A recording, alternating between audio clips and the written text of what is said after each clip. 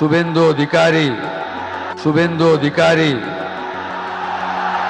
ঈশ্বরের নামে শপথ করিতেছি যে বিধি দ্বারা স্থাপিত ভারতের সংবিধানের প্রতি আমি অকৃত্রিম নিষ্ঠা ও আনুগত্য পোষণ করিব।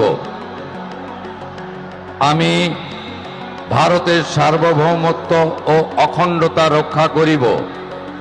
পশ্চিমবঙ্গ রাজ্যের মুখ্যমন্ত্রী রূপে আমার কর্তব্যসমূহ নিষ্ঠাপূর্বক এবং বিবেকসম্মতভাবে নির্বাহ করিব এবং ভয় বা পক্ষপাত, প্রীতি বা বিদ্বেষ রহিত হইয়া সকল শ্রেণীর জনগণের প্রতি সংবিধান ও বিধি অনুসারে ন্যায় আচরণ করিব।